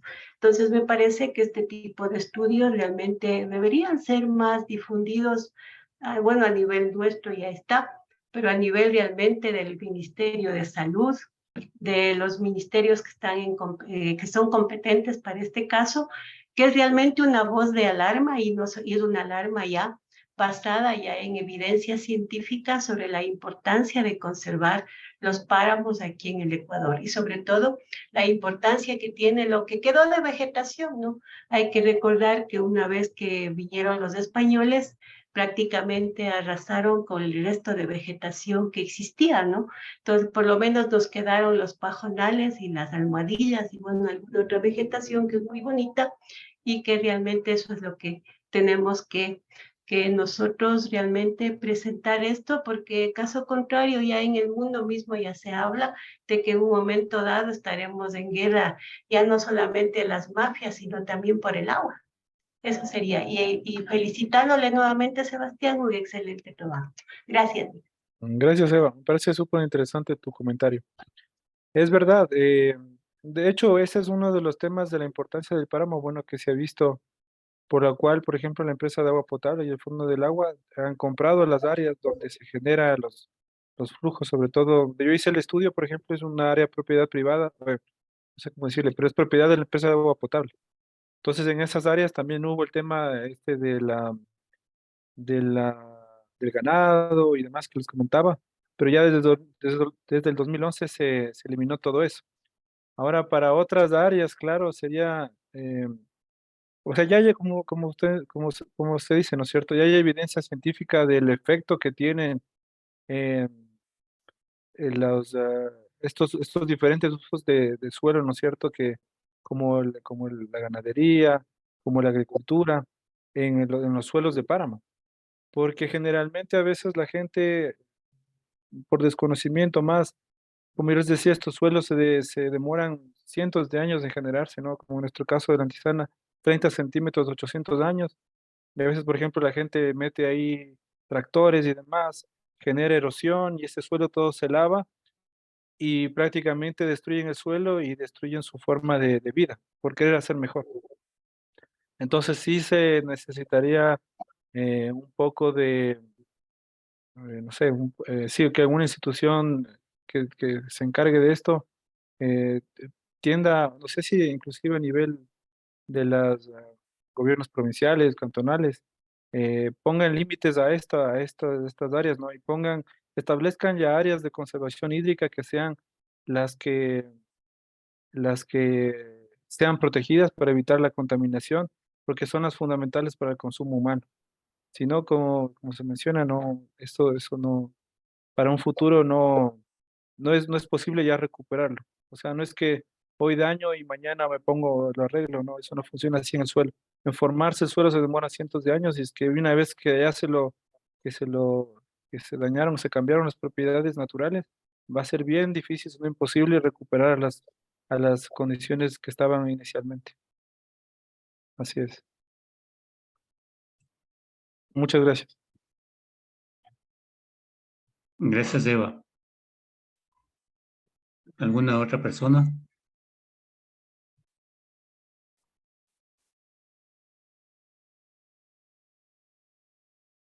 Bueno, mientras se quitan un poquito del miedo de hablar, voy a hacer unas preguntas, Sebastián. Claro, con gusto. ¿Sabes que se puede establecer a partir de tus resultados el estado de degradación de la cuenca, de esa pequeña cuenca? O sea, ¿existe mayor potencial de daño según el tipo de cobertura? Eso es una pregunta complicada. Buena pregunta, pero complicada de responder. Nosotros hicimos, y por eso decidimos nosotros hacer el análisis por tipo de vegetación. El asunto es que ya, como les mencionaba, hay evidencia, información de hace cientos de años, desde que Humboldt pasó por ahí, ¿no es cierto? De del efecto del ser humano en estas cuencas. Entonces, lo que nosotros estamos analizando de nuestras vegetaciones, incluido, ya tienen un efecto como de una herencia de procesos que se vienen realizando desde hace 100 años. Entonces, no podría decir si es que cuál es si es el efecto, o sea, qué tanto de lo que se observa ahora es un efecto de las actividades que se hicieron hace cientos de años, porque ya hay pocos lugares que podríamos considerar como lugares prístinos. Y por eso nosotros preferimos describirlo por vegetación para evitarnos justo este problema de definir degradaciones, porque en el caso del FONAC, por ejemplo, ellos consideran que estas áreas de Almohadilla son áreas degradadas, pero no es científicamente, o sea, no se puede decir científicamente, ser riguroso y decir esta es una área afectada, porque también existe a medida que aumenta la altitud, ¿no es cierto? La almohadilla es una planta que generalmente es una planta pionera, entonces va ocupando lugares que van quedando. Entonces, ¿desde qué punto ah, había sido eso totalmente pajonal y se cambió? No lo pudimos ver. Eso debería ser otro estudio, se podría hacerlo con algún polen o con alguna cosa así, pero el efecto que tiene ya en el suelo, eso ya de los usos anteriores, es una cuestión que ya va a ser difícil sacarla, o poder diferenciarla, porque ya está dentro de. Se puede comparar tal vez con otros usos, pero con otros sitios, por ejemplo, pero en general, por ejemplo, yo por eso también pensaba un efecto, por ejemplo, de que se conoce de la ganadería, ¿no es cierto?, sobre los suelos, es a través del pisoteo, la compactación. Entonces, por ejemplo, en nuestra cuenca, ¿no es cierto?, decimos que las áreas degradadas son las áreas de Almohadilla, pero resulta que las áreas de Almohadilla son menos compactadas que las áreas de Pajonal. Entonces, o sea, no, exactamente, no se puede decir que, por ejemplo, haya sido eso lo que haya afectado. Por ejemplo, incendios de nuestra área no se ven, por el uso, por ejemplo, porque cuando hay incendios no hay ya mucha diversidad de plantas, sino es como se uniformiza al pajonal, que es más resistente a los incendios. Pero en nuestro caso había matorrales, inclusive estos arbustos como Chuquiragua que eran altos, que nos daba, por ejemplo, la idea que ahí no hubo incendios, ¿no es cierto? Los últimos, bueno, hasta que hayan crecido las plantas. Entonces, por eso digo, es difícil. Si uno pensaría que esa área está degradada, debe haber estado compactada, entonces solo debería estar compactado, pero no lo está. Entonces, es difícil sacar sacar los elementos que corresponderían a los usos anteriores de cientos de años atrás de lo que podemos ver ahora. Eso es un poco complicado. Tal vez en otras áreas donde haya zonas totalmente naturales, no sé si existan en algún lado en realidad, pero si se puede encontrar un área que, que no haya tenido ninguna afectación, tal vez de ahí se podría hacer una comparación de ese tipo y comparar con, utilizarla como control para comparar con las otras vegetaciones o control los otros usos y ahí sí ver cuál es el efecto. Por eso no hay una respuesta precisa. Claro. Otra pregunta. ¿Existe una relación entre pendiente y tipo de cobertura? O sea, ¿es posible la almohadilla en fuerte pendiente Eso es o ya buena es pregunta. pajonal? Normalmente es pajonal, pero en nuestro caso, por ejemplo, nosotros teníamos la mayor parte de la cuenca cubierta con almohadilla, a pesar que estaba en unas pendientes, pero la pendiente no era mucha, en realidad era del 10%. En las pendientes de 20% y más, ya dominaba el pajonal. Ahora, lo que normalmente se conoce, por ejemplo, del sur del Ecuador, es que lo que ellos te van a decir es que los pajonales están en las laderas y las almohadillas están en los humedales. Y yo pienso que eso es sí, porque allá es un poco más accidentado. Entonces no hay esta transición.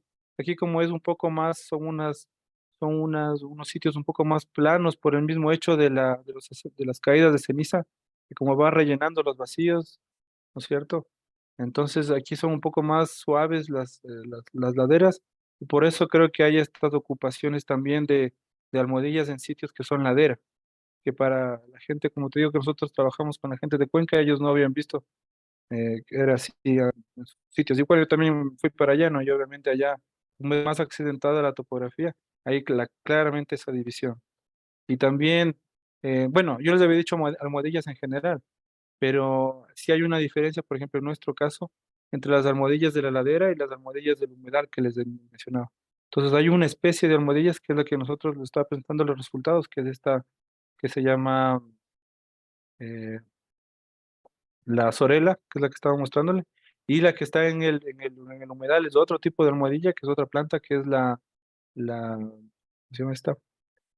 La planta gorrígida. Entonces, hasta eso cambia. Entonces, bueno, pero depende del, por eso digo, no se puede generalizar tal vez el conocimiento de todos los páramos, sino que como es tan diverso, ¿no es cierto? Y cambia no solamente en términos de vegetación, sino también en términos de geología y de actividad volcánica. Entonces, de eso sí hace una diferencia eh, fuerte, digamos. Entonces, de eso sí creo que vale la pena tomar en cuenta antes de generalizar tal vez las cosas. Nada más, a ver, ¿qué mantiene estable al empate de la escorrentía y a la salida de la cuenca con el inicio del cauce? ¿Qué evita que se rompa ese sitio? A ver, primero en estos áreas, ¿no es cierto? Hay todos los flujos son superficiales, ¿no es cierto? Y la unidad que o cómo se unen es a través de la humedal, pienso yo. El humedal es esta parte del paisaje que hace la función de unir las laderas con la salida de la cuenca. Tanto, por ejemplo, como vimos nosotros que puede servir para almacenar, por ejemplo, el DOC, ¿no es cierto? Porque nosotros habíamos visto ahí que el DOC, el carbono orgánico disuelto, es súper alto ahí en el humedal, pero luego se liberaba en los caudales altos. Entonces, esa es la parte en que, bueno, es la importancia que tiene esta humedal, ¿no es cierto? Y así está compuesto el paisaje, de hecho, siempre con el humedal. Entonces, eso es una de las cosas porque estos sitios de humedal también se tienen que proteger, porque hay gran partes de los humedales que han sido ya drenados y han perdido sus propiedades originales y sus funciones originales. Entonces, eso es parte también de por qué se los debe considerar y proteger. Gracias, Sebastián. En el chat nos escribe Fausto Mejía, nos dice, felicitaciones a Sebastián Páez por la excelente investigación. Y te pregunta, ¿nos estamos quedando sin pajonales? ¿Cuál será el contexto? ¿En qué sentido nos estamos quedando sin pajonales? No sé si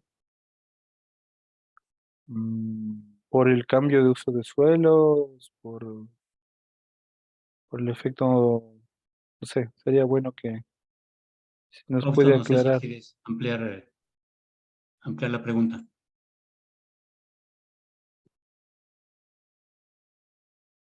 Sebastián, tú Sí, nombrabas de que la empresa de agua potable compra terrenos para proteger los páramos, así es. pero lamentablemente esa compra de terrenos en porcentaje es bastante mínima. ¿Qué política debería adoptar el Estado o los municipios para poder, de cierta forma, cubrir y de alguna manera tener espacios mucho más grandes que puedan mantenerse en el estado actual y también se puedan recuperar, pese a la cantidad de años que tú has nombrado de que esta recuperación demora? No sé si dentro de tu análisis técnico también entra esta parte que es fundamental. Nosotros como ingenieros, ¿qué deberíamos proponer para que estos espacios sean respetados? Y también dejar de pensar de que esto pertenece a las comunidades. Esto pertenece a todos los ciudadanos del Ecuador. Buena pregunta. Yo creo que ahí depende un poco, porque, claro, como tú mencionas, en Quito, por ejemplo, y en otros sitios, tal vez en Cuenca, hay empresas grandes, ¿no? Que a través del Fondo del Agua, por ejemplo, aquí en Quito, o de la misma empresa de agua potable, pueden hacer la compra de estos sitios puntuales que son de su interés, como la cuenca de Hueco que estamos trabajando, ¿no es cierto? Y que se permite porque eran antes haciendas que fueron parceladas y que esas haciendas parceladas, el dueño eh, la tuvo que venderlas, ¿no es cierto? Entonces, en ese contexto, pienso yo que no es solo, pero no es solamente el hecho de comprar, sino también es el de manejar. Entonces, por ejemplo, el Fondo del Agua hace un buen trabajo en el tema de manejo, tiene sus guardapáramos, cuida de los incendios, o sea, tienen un buen manejo en sí del sistema, ¿no es cierto? Ahora, en otras áreas, por ejemplo, como tú mencionas, ¿no es cierto? Por ejemplo, la provincia del Tungurahua, donde hay comunidades que son dueñas de esas áreas, o en la misma provincia de Pichincha, en ciertas áreas, el manejo debe ser diferente y debería ser de la mano de la comunidad, pienso yo. El Estado, por más que quieran hacer, o por más que quiera hacerlo, no va a poder hacer todo. Entonces, yo pienso que lo mejor es tratar de crear instituciones como estos fondos del agua, ¿no es cierto?, que se encarguen de hacer el empate entre las necesidades de la gente que necesita del agua, ¿no es cierto?, con la gente que vive ahí. Entonces, entre ellos, por ejemplo, encargarse de darles, por ejemplo, a las comunidades eh, alguna forma de poder sostenerse sin necesidad de explotar el páramo, porque a la vez también si es que ellos explotan el páramo, también el agua se reduce para ellos, ¿cierto? Y, y más aún también por el tema del incremento de la población, que cada vez van ascendiendo las fronteras agrícolas. Entonces, yo pienso que con la institucionalidad que se encuentra al momento, pienso que es un buen enfoque el tema de, de tener estos fondos del agua, que son una mezcla entre público y privado, pero que al final pueden digamos, con un enfoque técnico, tener un impacto directo en cómo se manejan estas cuencas importantes de cabecera para los flujos de agua, para proveer el agua a la ciudad. Pienso yo que de esta manera es porque el Estado puede crear cualquier, no sé, pues ministerio, que sea que pueda crear, pero al final eso todo queda en papeles, entonces hay que de alguna manera aterrizarle y a través de estos fondos creo que es una de las formas que a largo plazo se puede hacerlo. Por ejemplo, en Quito el Fondo del Agua recibe el mayor accionista es de la empresa Agua Potable, entonces reciben fondos de cada planilla que nosotros pagamos, reciben fondos para hacer las protecciones, ¿no? Y además de eso es un fideicomiso, entonces tienen fondos con instituciones de afuera que también dan fondos para compras de terrenos y demás. Entonces, para mi punto de vista, pienso que esa es o de lo que he visto hasta el momento, pienso es lo que es una buena forma siempre y cuando tenga como un fin técnico y enfocado al agua, ¿no? O sea, que midan los caudales, que se mida la lluvia, que se analice la vegetación, que se proteja, que se analice en la calidad, la cantidad. Mientras funcione así, creo que está bien y tiene que tener una cierta independencia y una cierta sostenibilidad en el tiempo, que no es posible, creo yo, también si es un proyecto, no sé, de una institución o político de algunos años que va a durar, ¿no es cierto? No va a ser tan sostenible en el tiempo. Ese sería mi criterio, tal vez. Gracias, Sebastián. Una inquietud que tú manifestabas, o más bien dicho, Williams, José Méndez Mata, había manifestado, es una cuenca pequeña la que estudiaste. ¿Podemos correlacionar de alguna manera a otras cuencas de características parecidas o similares? Porque indudablemente la demanda del tiempo, la demanda de los recursos y al ser temas bastante especializados, no son muy fáciles de continuar haciéndoles en varios sectores de cuencas en el país. Pero sí podríamos de alguna manera trasladar esa información a través de una correlación y obtener posiblemente resultados que nos permitan sacar diagnósticos en unas cuencas como te digo a un inicio, en unas cuencas similares. No sé qué opinas tú frente a ese aspecto. Sí, justamente ahí las técnicas, es verdad, justo lo que mencionas, y existen las técnicas que se llaman las funciones de pedotransferencia, que son justamente utilizar propiedades más fáciles de obtener del suelo, no sé yo, la densidad aparente, cosas más fáciles que se pueden medir para poder hacer esta transferencia del resto de propiedades de retención del agua y de las propiedades hidráulicas a los otros sitios que uno no conoce. Eso se puede hacer. De hecho, creo que en algún momento nosotros partiremos de estos resultados para hacer eso. Pero no solamente influye, bueno, hemos visto también que, por ejemplo, la topografía no juega un papel en este caso en el flujo, las propiedades del suelo. Entonces eso también como que simplificaría un poco el asunto, ¿no es cierto? Y nosotros también cuando comparamos nuestros datos, por ejemplo, con otros datos, aunque pocos había en el norte del Ecuador, por ejemplo, en Pichincha, en Cotacachi, en ciertos sitios, se veía que los resultados eran bien similares. Pero de todas maneras, habría que estar consciente de ciertas otras variables, por ejemplo, como la microtopografía, que a veces no es mismo tener los suelos de una ladera que un sitio, una hondonada, ¿no es cierto? Un sitio de sedimentación. Habría que considerar, por ejemplo, ya para extrapolar un poco más los resultados, no solo en el suelo, sino a la cuenca, considerar el tema de la geología, porque la geología es muy variante y a pesar que el suelo sea el mismo, la geología puede cambiarte totalmente los flujos de agua y los flujos biogeoquímicos. Entonces, en un cierto alcance, donde se pueda tener esta información y se pueda utilizarla a través de otras propiedades, eh, creo que se podría utilizar. Si es que ya se va a utilizar mediante para extrapolar a áreas más grandes, para cuencas hidrográficas y eso hay que tener más cuidado eh, por, eh, por las otras variables que no controlamos, como los espesores de suelo y la geología también que juega otro papel. Gracias. Y la última inquietud, Sebastián.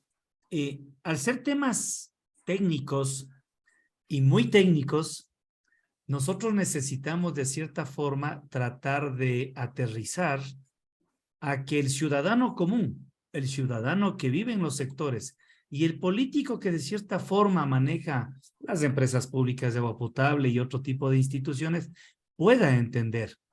Sí es importante de que todos estos aspectos que nosotros los profesionales lo hacemos técnicamente, tratar de aterrizarle un poquito para que podamos transmitir esta información. Me parecería muy interesante que tú lo hagas, este rollito, como quien dice, el que pueda ser analizado por gente común y corriente de las zonas. Es un pedido que te diría, Sebastián. Gracias.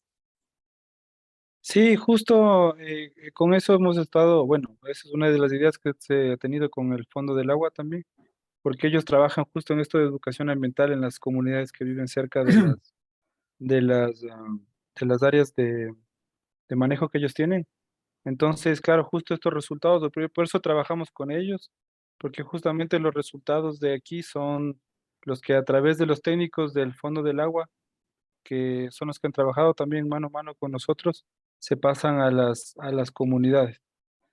Tal vez para el tema de con las instituciones públicas, claro, ahí podría de alguna manera sería interesante, no sé, bueno, no sé si sería interesante, pero se podría proponer algún tipo de capacitación corta, tal vez entre las universidades, con las autoridades o la gente que se encargue del manejo de los recursos naturales para que estén claros, ¿no es cierto? Algunos temas y que puedan sobre todo hacer uso de la literatura que ya existe, porque yo pienso que los páramos ya se han venido estudiando algún par de décadas en el tema del agua y ya existe bastante literatura en suelos, en agua, lo que nosotros decimos un poco nuevo es en el tema biogeoquímico, pero ya se sabe, por ejemplo, los efectos o sea, son consensos científicos, los temas de los efectos de los usos de ganadería, de agricultura en los suelos, ya se sabe. Pero tal vez lo que no se tiene, las personas que están a cargo de eso no están claros, tal vez que existe esa información y cómo interpretarla, cómo manejarla y cómo se puede darle uso. Entonces, tal vez ahí se podría hacer, tal vez una buena idea, ofrecer tal vez algunos cursos eh, cortos, ¿no es cierto?, para la gente que trabaja ahí, para ponerles ese conocimiento también en su radar y que puedan hacer uso de la información que ya existe a nivel internacional. Que de hecho los estudios de páramo, la mayoría, no sé, más del 80-90% se han generado en el Ecuador, no en Colombia, ni en el Perú, ni en ningún otro sitio. La mayoría son de aquí. Entonces son unos estudios que podemos decir que sí los podemos usar con confianza y hay algunas instituciones también a nivel internacional que han generado alguna documentación que puede servir como ayuda, pero tal vez, claro, la gente no conoce dónde están, ni cómo son, ni cómo analizarlos, pero se podría de esa manera atacar esta debilidad que mencionas, que es cierta. Muchas gracias. Gracias, Sebastián. Hernán, por favor. Gracias, buenas noches. Felicitaciones, Sebastián. Totalmente clara la presentación. Debemos cuidar los páramos, especialmente los pajonales, como fuentes de provisión de agua. Yo quiero referirme a un tema que habíamos tratado hace justo la sesión anterior, un tema muy candente en el país, la minería. Y justamente yo me refería a la minería responsable, a la que lógicamente debe tener como base fundamental el control del sistema hídrico de las aguas subterráneas, de las zonas de recarga. Pero estaba mirando que prácticamente todo estaría corriendo de la buena voluntad de las empresas que exploran. Es decir, no hay un control concurrente por parte del Estado. Al terminar los estudios principales de geología y cuando se entra ya a la prefactibilidad con los estudios de hidrogeología. Ninguna institución controla, ni el Ministerio del Ambiente con ahora su Dirección del Agua y lógicamente el Viceministerio de Minería.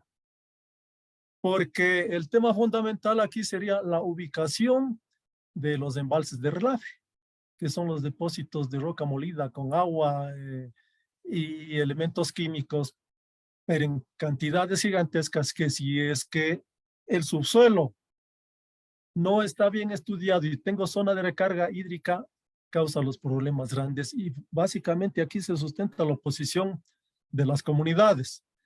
Había comentado que también habían realizado algún estudio en la provincia de La Suay, posiblemente en el cantón Cuenca, y justamente ahí se están generando unos dos problemas en el páramo del Cajas, donde prácticamente hay ya dos proyectos mineros que estaban esperando ya el permiso ambiental para iniciar el proceso ya de explotación.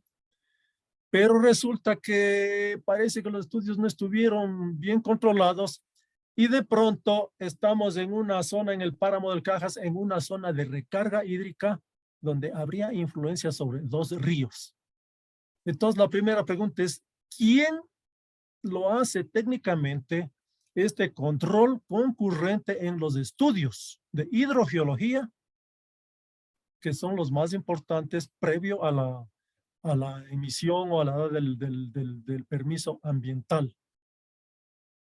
¿Quién controla? Y concretamente, por ejemplo, en este punto, ¿no? Si un precontrol o de alguna manera con el conocimiento que tienen ustedes a todo lo largo del país, dependiendo si es cuenca alta, media o baja, en la alta sería medio imposible hacer las cosas, en una media no sé. Por ejemplo, en la zona mismo esta de Imbabura, que sería una cuenca media. ¿Por qué en la etapa de prospección no se analiza un poco más a fondo para ver si es que se cumple o no se cumple con los requisitos de protección hídrica? Si es que técnicamente no se cumple, no se lo haría. Y justamente sería en esa etapa en la que se habría que hacer la consulta a la comunidad. Pero no luego de 10, 12 años donde se han hecho grandes inversiones y previo al inicio de la explotación, viene una especie de análisis o controversias con relación básicamente con el estudio hídrico. Entonces aquí, por ejemplo, el caso concreto sería en el Azuay, en el páramo del Cajas, que recién están pidiendo estudios prácticamente hidrología, ya la que dispone ahora, ya no los estudios de geología ni cosas por el estilo. Entonces, ¿cómo hacer para que exista un mayor control y concurrente por el lado de los hidrólogos, que dependerían del Estado? Y si el Estado no tiene capacidad operativa ni técnica, que se lo haga con consultores privados, pero que estén a la altura de los conocimientos. Gracias. Bueno, ahí me cogí un poco fuera de curva, pero es verdad, el tema del manejo del agua en el páramo, sobre todo en el Azuay, es bien polémico. Nosotros que estuvimos trabajando ahí, un par de veces nos mandaron sacando prácticamente amenazados de muerte porque pensaban que trabajábamos de alguna minera o algo. Entonces tocaba explicar que éramos de la universidad. Eh, el asunto es que, claro, si están fallando o sea, debería hacerse estos análisis hidrogeológicos antes de empezar, pero yo pienso que, o de lo que tengo conocimiento, por ejemplo, en de otras experiencias que había la otra vez, justo estaba leyendo algo de Canadá, mencionaban que en Canadá las regulaciones son súper estrictas, ¿no? ¿Por qué en Canadá funciona todo bien y por qué en Brasil hay estos tremendos accidentes, etcétera? Es porque las regulaciones en Canadá son mucho más estrictas. Entonces, no sé si directamente el Estado es el que interviene y tiene su gente que hace las mediciones. No sé si allá harán eso, pero ellos tienen unos sistemas, veo que son buenos para hacer los controles del tema del agua y no solo del agua, sino del ecosistema en general. Pero bueno, aquí no sé cómo estén firmados sus contratos, si es que habrá quién se encarga, quién financia a la gente, porque si a usted también le financian la empresa le financia a usted para que los controle, entonces, ¿qué informe negativo les va a dar? Si es que ya les sale en la empresa, sale usted también. Entonces, dependería del contrato que hayan firmado y, y pienso yo, y bueno, y también lo que pienso es que hay que tener un poco de cuidado también en el tema de la minería, sobre todo en estos sitios de páramo, porque como había hablado, la formación de los suelos toma cientos de años, ¿no? Entonces, si es que los retiran, ¿acaso las mineras están considerando resembrar, recrear? ¿Cómo van a recrear suelo ahí? Que se demora 800 años en generarse, si se lo retiran de una sola. Entonces, si es algo superficial, no entiendo cómo, ahí sí no entiendo cómo lo van a hacer en el páramo, pero debería haber un control antes de que empiece una línea base, como nosotros estamos haciendo ahora, de la calidad del agua. Debería mantenerse a lo largo de toda de la operación de la mina y al final para el cierre. No sé tampoco en el cierre qué es lo que, qué contempla el cierre, ¿no? Porque como digo, si es a cielo abierto, no tengo idea cómo van a producir lo que la naturaleza se demora en producir 800 años. Ese es un poco delicado, creo que el asunto habría que escoger bien el sitio en el que sea, porque si no va a haber mucho problema. Y yo pienso que hay una debilidad del Estado, ¿no? Entonces va a ser difícil aquí que el Estado tenga dinero para hacer los controles o el personal calificado para hacer los controles.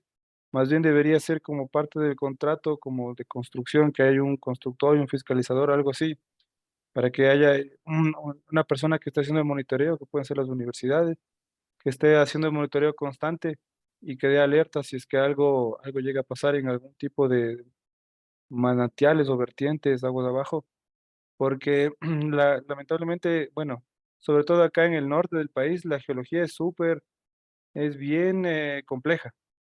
Entonces, por ejemplo, en nuestra cuenca hidrográfica nosotros tratamos de hacer con el fondo del agua tratamos de hacer análisis para saber con trazadores dónde estaba el agua. Nunca la encontramos. Ya han pasado 5 años. Nunca la encontramos, no sabemos por dónde va. Con ciertos elementos como isótopos se puede ver más o menos, pero es una cuestión bien intrincada por la misma geología, por la actividad volcánica. Entonces, por lo menos en el norte no es sencillo. En el sur del Ecuador es un poco más regular, más homogénea la geología. Entonces tal vez se confían de eso, pero de todas maneras habría que hacer el estudio de recarga hídrica, porque sí se ha visto en cuencas, por ejemplo, como la de Tarqui, que ellos sí hay cuestiones de recarga hídrica. Entonces, si hay algún flujo que de alguna manera va a llegar allá, además que el flujo de la recarga hídrica es más lento, ¿no? Entonces se va a demorar en llegar y cuando tal vez se acabe la minera van a empezar a tener los problemas. Entonces, hay que tener bastante cuidado.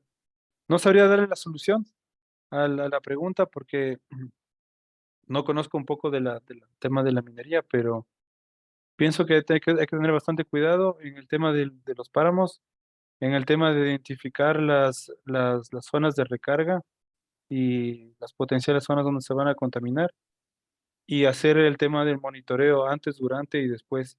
Y si es que van a hacer a cielo abierto, yo no estaría de acuerdo con que hagan a cielo abierto porque no sé cómo van a recuperar, no entiendo, no sé cómo se va a recuperar el contrato. Tal vez algún minero me pueda decir cómo se recuperaría un suelo que se demora 800 años en formarse, cómo lo van a recuperar después de, o sea, cuando termine el proyecto, porque ya todo el ecosistema cambiaría.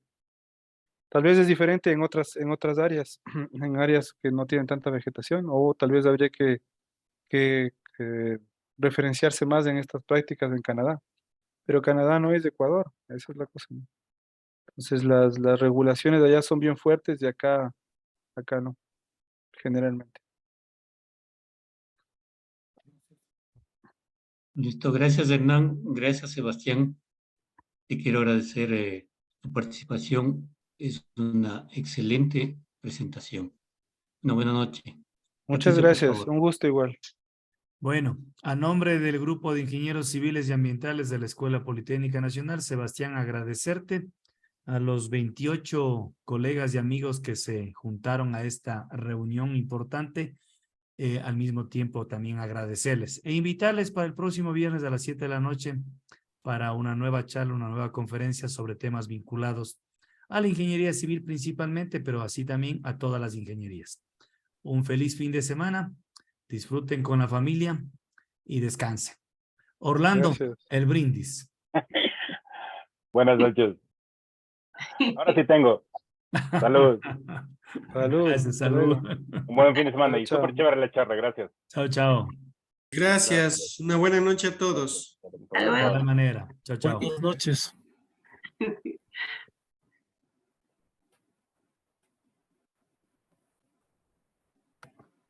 Muy bien. Bueno.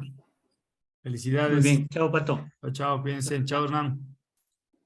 Patricio, Fernando, buenas Chao, Luis. noches. Chao a todos.